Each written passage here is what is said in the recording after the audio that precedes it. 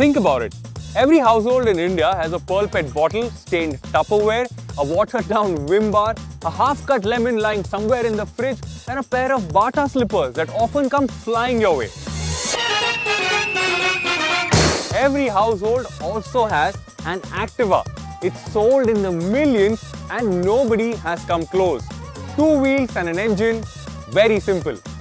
This right here also has 2 wheels, but no engine. In their world of G's, meet the Activa E. Will it also sell in the millions and will it have the same aura as the ICE Activa? Time to find out.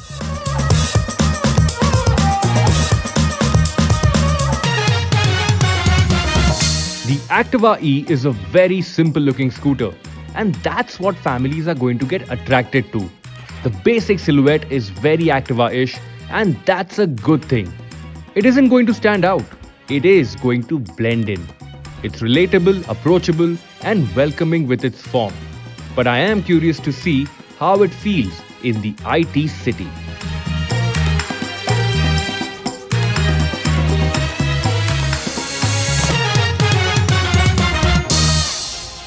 The E is not the fastest scooter out there. It does not promise the most range, and it's very subtle on the spec sheet.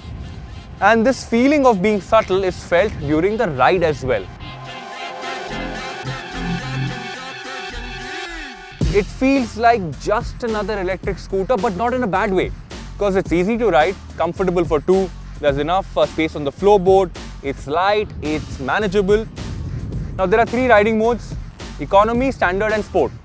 Now Economy's top speed is capped to 60, but the way it gets to 60 feels slow. Sport is capped to 80 km per hour, but the way you get to 80 feels fast.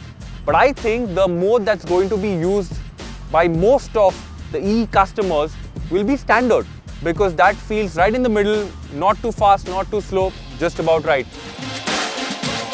The throttle is really well calibrated, it's not linked to the braking system.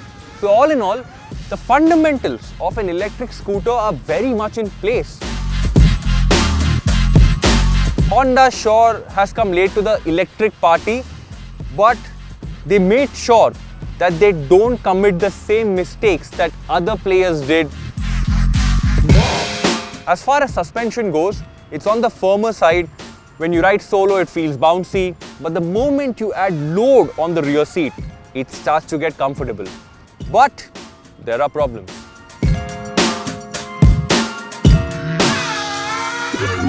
The underseat storage is pretty much non-existent, so your utility quotient about a scooter goes out the window. That's because the E uses swappable batteries. The QC1 uses a fixed battery system. I will talk about that scooter later in this video, but for now, if you have to swap your batteries, you come to a charging station like the one that you see here.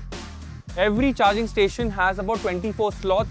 22 of those slots will remain full and 2 empty slots. So you come in, place your old batteries in, take new ones out, and you're good to go. Bengaluru has about 250 such charging stations. They're going to expand it to 500 by 2026. But Mumbai and Delhi, where the scooter will be available next, they're nowhere close. So they really need to go pedal to the metal in terms of this infrastructure expansion.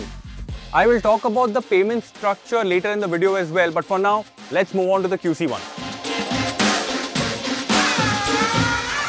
Not an Activa QC1, just the QC1. This is the more affordable electric between the two. And there are differences apart from the cost. No disc at the front, uses a hub motor, dual shocks as well. Key to start. This is built to a cost.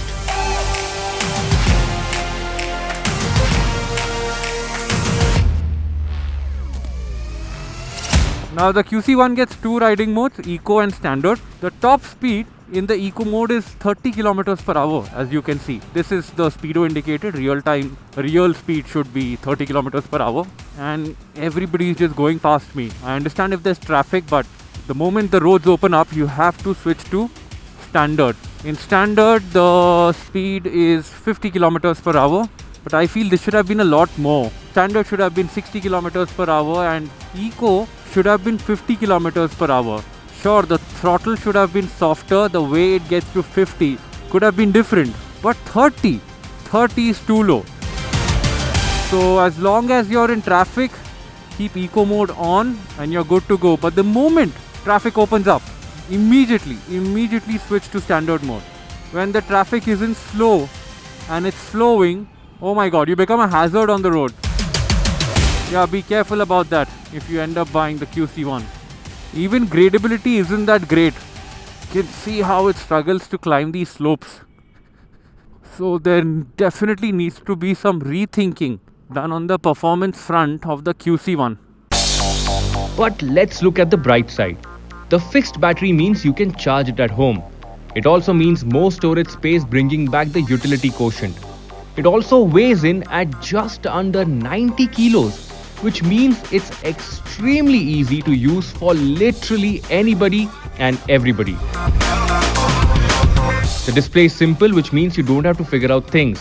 It is the simpler one to live with for sure.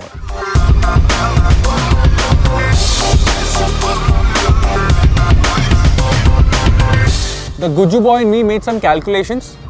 I had to because, like I said, the E uses a subscription service. So you buy the base version at 1,17,000, but that's only for the scooter, not for the batteries. For the batteries, you have to shell 2,000 rupees per month plus GST, and the range is capped to 40 kilometers. But if you buy an advanced plan, that costs 3,600 per month, but the range goes to 100 kilometers. If you go beyond these numbers, there's an additional cost that you have to pay. So if you end up using the scooter for, let's say, 5 years, you end up spending more than 2.5 lakh rupees in total, including the purchase of the scooter. The math ain't mathing, ya fellows.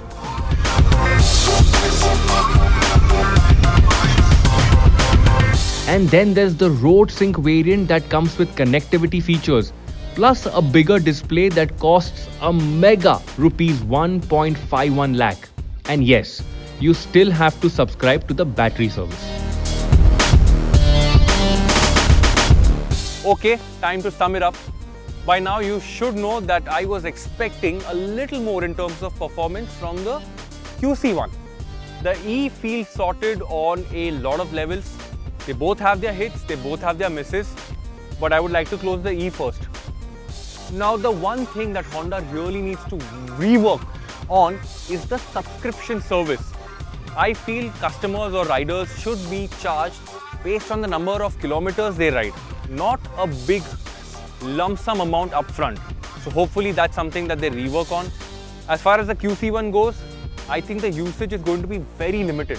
If you're looking at a scooter that's going to be ridden in a very controlled area, and by that I mean at very slow speeds, you know your commute, you know the kind of usage that you want out of your scooter, very limited in terms of speed, then you can probably take a look at that. And even if you end up buying the QC1, please switch to standard mode, because the moment roads open up, that just feels safer. And if you still feel that 50 kilometers per hour is less, then the E is here. Please test ride the E. There's utility on one side, there's performance on the other, so you'll have to make a choice. But the good thing is, they're both coming from Honda. And with that, I would like to say one thing. As the ICE Activa brand grew, people did not buy that Activa because it was coming from Honda. They bought it because it was an Activa. Today, they will not buy these scooters because it's an Activa. They will buy it because it's a Honda, because there's a lot of work that still needs to be done. But on that note, thank you so much for watching. I hope you liked this video. It's a very tough shoot for us because traffic, very limited time, and we had to figure out a lot of things. But there are some questions that I will answer as soon as I end this video, so stay tuned for that. It's some sort of BTS. But if you have any more questions, please drop them in the comment section. I'll be more than happy to answer them for you, like always. On that note, thank you so much for watching. My name is Varun Painter, and I will see you later.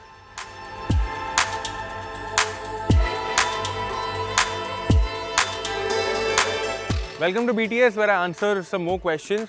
Let's start with charging stations. Bengaluru currently has 251. They're going to expand it to 500 by 2026.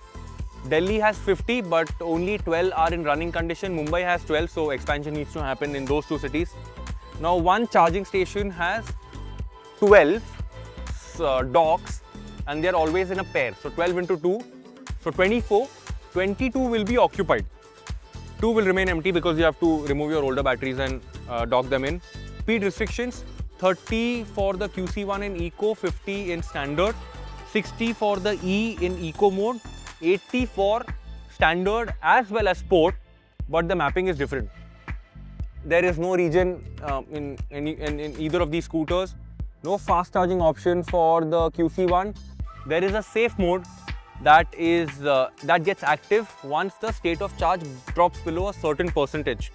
Oh, by the way, this charging station isn't going to be, it's not like a franchisee thing. They will all be company owned. These scooters will be sold out of Honda showrooms. So that's pretty much it. If you have any more questions, comment section. I will see you. Tada.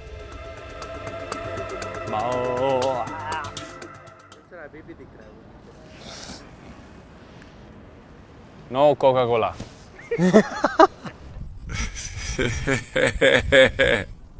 Shoo!